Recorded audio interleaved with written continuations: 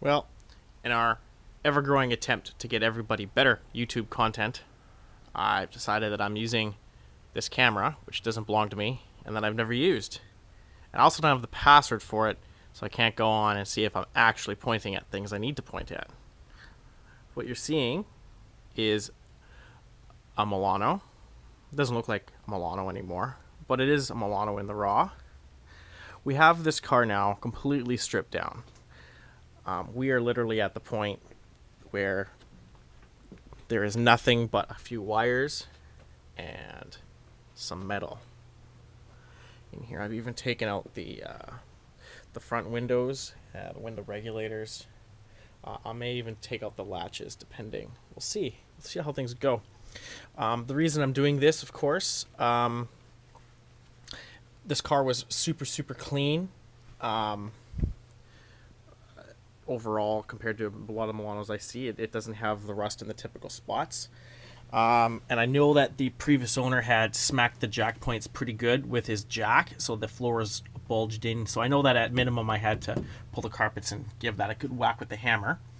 And so I figured since the carpets were going to come out, I might as well just reseal the whole floor in here. Using some modern epoxy-based primers and some good paint. That way I don't ever get into that point where the car starts to rust like they usually do. I'll just give a quick look. I've taken out the window regulators, of course, because the poo goes into the bottom of the door jamb, rots the bottom of the doors out. So if you can get that before that happens, that's better yet again.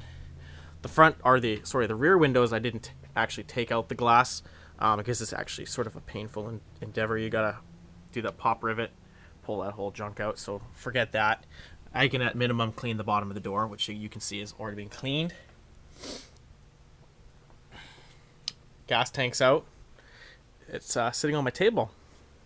Nothing wrong with it really, other than the fact that might as well just clean behind there too, right?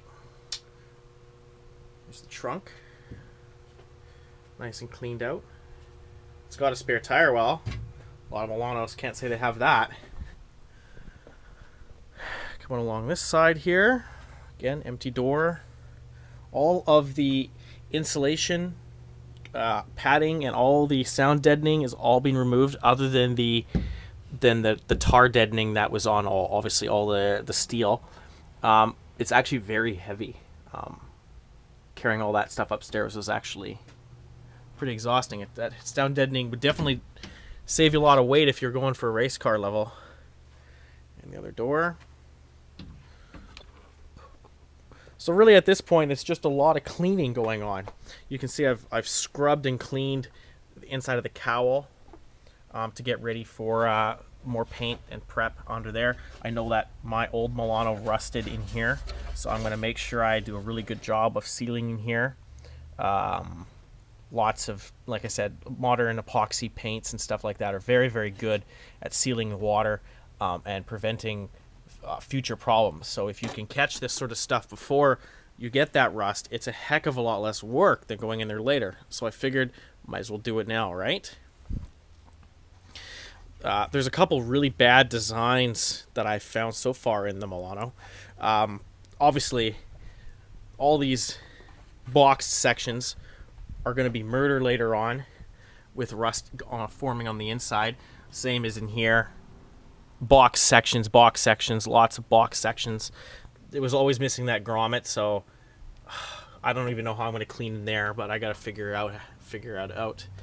You can see the brake fluids over the years been leaking and taking off the paint, so that all has to be stripped down, wire wheeled, all that junk has to come off. Then the metal has to be re-prepped, primed, painted. Again, epoxy products probably be the best there. So yeah, so far what I've done is clean the windshield cowl. I've scrubbed the bottom of the doors. I've scrubbed all the dirt out of the interior. So all the dirt that was in there is now being scrubbed out with some heavy degreaser, rinsed out of the floor drain holes. Those drain holes, another spot for rust, so those will be sealed very carefully as to not ever create an issue. Trunk's ready to go as well, so we're going to start start doing the paint prep. I'm going to brush in with epoxy primer, a 2-part epoxy primer in all the corners. because it's hard to spray into corners. So if you can brush it first and then maybe hit it with the gun later, you're going to end up with a better result. Or an easier result, I should say. But anyway, a couple of the places that I found on Milano so far that are really terrible designs are obviously those front box sections up here. But another particularly bad one that I found when I was pulling off this piece of insulation by the kick in the front of the car here, I found obviously the sunroof drain here. The sunroof drain has to come down through here. And normally on cars these days, they go straight down right outside.